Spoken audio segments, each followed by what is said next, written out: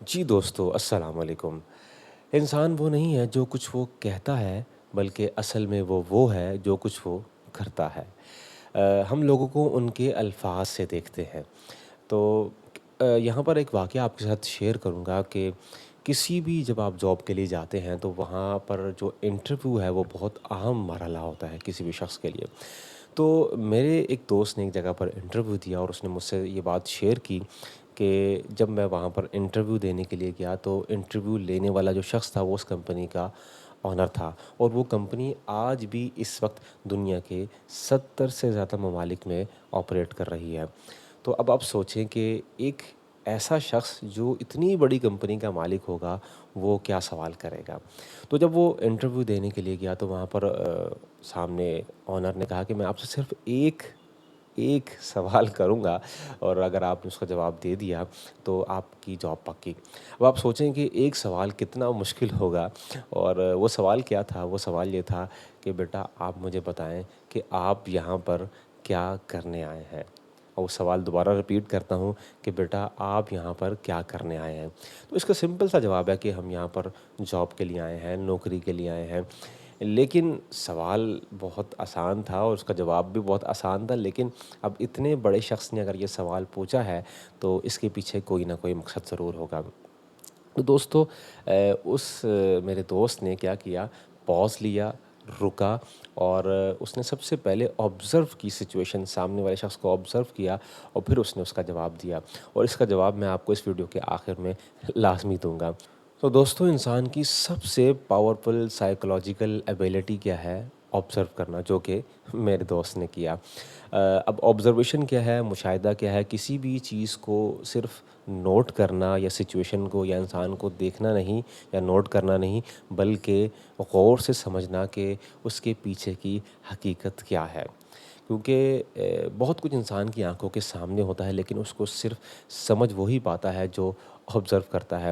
اور حدیث میں بھی آتا ہے کہ بچوں کو 3 سپورٹس جو ہیں وہ لازمی سکھائیں۔ نمبر 1 جو ہے وہ سوئمنگ ہے، نمبر 2 گھڑ سواری جس کو ہم ہارس رائڈنگ کہتے ہیں، اور نمبر 3 جو ہے وہ ہے تیر اندازی یعنی کہ آرچری۔ اب اس سے کیا ہوتا ہے کہ جب آپ آرچری کھیلتے ہیں یا اپنے بچوں کو سکھاتے ہیں تو ان کا فوکس جو ہے وہ بہتر ہوتا ہے۔ جب آپ کا فوکس بہتر ہوگا تو آپ کی آبزرویشن بڑھے گی۔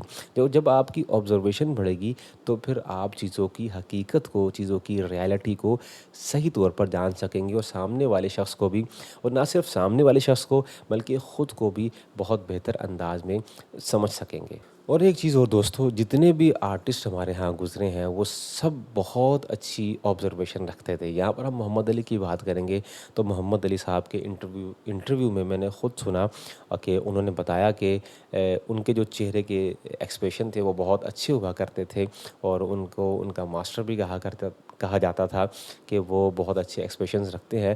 تو ان کا کہنا تھا کہ جب مہندی حسن صاحب کسی بھی سانگ کو گاتے ہیں تو میں اسٹوڈیو میں جا کر چھپ کر ان کو سنتا ہوں، اور جب وہ گاتے ہیں تو گاتے وقت جو ان کے چہرے کے ایکسپریشنز ہوتے ہیں میں اس کو آبزرو کرتا ہوں، اور جب میں پرفارم کرتا ہوں کسی بھی مووی کے اندر تو میں ایگزیکٹلی اسی طریقے سے جو ہے نا چیزوں کو یا ایکسپریشنز کو جو ہے نا وہ لانے کی کوشش کرتا ہوں۔ تو انہوں نے ایکسپریشنز لانا اس طریقے سے سیکھا۔ مہندی حسن صاحب میرا گانا ریکارڈ کراتے تھے جو ان پر پکچرائز ہوتا تھا، تو میں چھپ کر مہندی حسن صاحب کو نوٹ کیا کرتا تھا کہ یہ گاتے ہوئے ان کے فیس کے ایکسپریشن کیا ہیں، کیونکہ ایکسپریشن وائز ایک فنکار کی حیثیت سے میں ریئلائز کر سکتا تھا کہ اس وقت ان کے دل پر کیا گزر رہی۔ تو دوستو اگر ہم بھی اپنی زندگی میں آبزرو کریں اور چیزوں کو غور سے دیکھیں تو ہم اپنی زندگی میں بہت بہتری لا سکتے ہیں، زندگی میں گرو کر سکتے ہیں، زندگی میں آگے بڑھ سکتے ہیں۔ آبزرویشن کا سب سے پہلا فائدہ آپ کو یہ ہوتا ہے کہ آپ لوگوں کو بہتر سمجھ سکتے ہیں، یعنی کہ آپ اندازہ لگا سکتے ہیں کہ سامنے والا سچ بول رہا ہے یا جھوٹ بول رہا ہے، یا دکھلاوا کر رہا ہے یا دکھاوا کر رہا ہے، یا سامنے والا آپ سے کیا پوچھنا چاہ رہا ہے۔ جو کہ میرے دوست سے ایک سوال پوچھا گیا، تو آبزرویشن کا آپ کو سب سے پہلا فائدہ یہ ہوتا ہے۔ اور دوسرا فائدہ آپ کو یہ ہوتا ہے کہ آپ کی کمیونیکیشن جو ہے وہ، آپ کی بات چیت بہت کلیئر ہو جاتی ہے، بہت کنسائز ہو جاتی جاتی ہے، یہی بات کہوں گا کہ ہمیں یہ غور کرنا چاہیے کہ سامنے والا ہم سے کیا پوچھنا چاہتا ہے۔ ہم بہت لمبی لمبی ڈیٹیل دیتے ہیں، لیکن اصل میں سامنے والا جو ہم سے پوچھنا چاہتا ہے ہم اس کا جواب نہیں دیتے، اور یہ کب آپ کو چیز سیکھنے کو ملے گی جب آپ آبزرو کریں گے کہ سامنے والے کی پرسنالٹی کیا ہے۔ اور دوستو تیسرا آپ کو بڑا فائدہ یہ ہوتا ہے کہ آپ کے ڈیسیجنز بہت اچھے ہونے لگ جاتے ہیں، آپ غلطیاں کم کرتے ہیں کیونکہ آپ چیزوں کو پہلے ہی آبزرو کر کے آ چکے ہیں۔ اور آپ کی چوتھا فائدہ آپ کو یہ ہوگا کہ آپ کی ایموشنل انٹیلیجنس جو ہے وہ آپ کی بہت اچھی ہو جائے گی، آپ غصے کو کنٹرول کر سکیں گے، یا کنٹرول کرنے کا مطلب یہ ہے کہ غصے کے وقت آپ فیصلہ نہیں کر سکیں گے، جو کہ احادیث میں بھی آتا ہے کہ کسی بھی جب آپ غصے میں ہوں تو آپ کوئی بھی فیصلہ نہ کریں، یا کبھی خوشی کے وقت بھی آپ کوئی فیصلہ نہ کریں۔ اور سب سے بڑا فائدہ کہ آپ کو سیلف اویئرنیس ملتی ہے، آپ کو اپنے بارے میں پتہ لگتا ہے کہ آپ کہاں غلطیاں کرتے ہیں، آپ کی ہیبٹس کیا ہیں، آپ کے سوچنے کا جو پیٹرن ہے وہ کیا ہے، آپ کی عادات کیا ہیں، آپ کیا کام ریپیٹڈلی کرتے ہیں۔ اور سب سے بڑا فائدہ کہ آپ کو آپ کے سب کانشیس کے بارے میں، آپ کو آپ کے لاشعور کے بارے میں پتہ لگتا ہے، جہاں پر تمام چیزیں ہماری سٹور ہوتی ہیں۔ اور اب میں آپ کو اس سوال کا جواب بتاتا ہوں جو کہ میرے دوست نے اسے انٹرویو میں دیا۔ اس نے سامنے والے شخص کو یعنی کہ آنر کو آبزرو کیا، اور یہ دیکھا کہ سامنے والا جو شخص بیٹھا تھا وہ بہت ریلیجیس تھا، اس نے شلوار قمیض پہنی تھی، داڑھی رکھی تھی، سر پہ ٹوپی تھی۔ تو اس نے جواب یہ دیا کہ میں یہاں پر اپنے بچوں کے لیے حلال روزی کمانے آیا ہوں، میں یہاں پر اپنے بچوں کے لیے حلال روزی کمانے آیا ہوں۔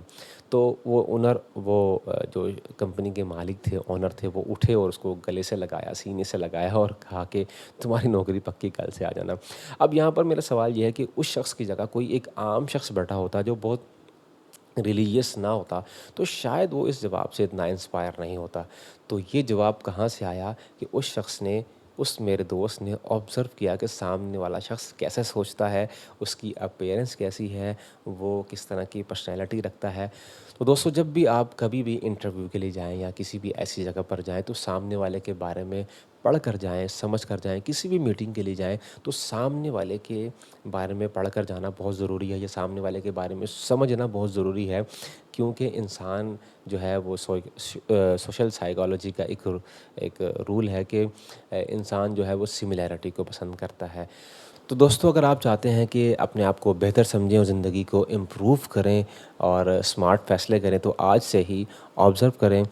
امید کرتا ہوں کہ آپ کو یہ ویڈیو اچھی لگی ہوگی، اور اگر آپ پہلے سے آبزرو کرتے ہیں، اگر آپ کی زندگی میں کوئی سٹوری ہے کہ آپ نے اپنی آبزرویشن کے تھرو اس طریقے سے کوئی گول کو یا کسی کام کو اچیو کیا، کسی بھی ٹارگٹ کو حاصل کیا، تو لازمی بتائیے گا۔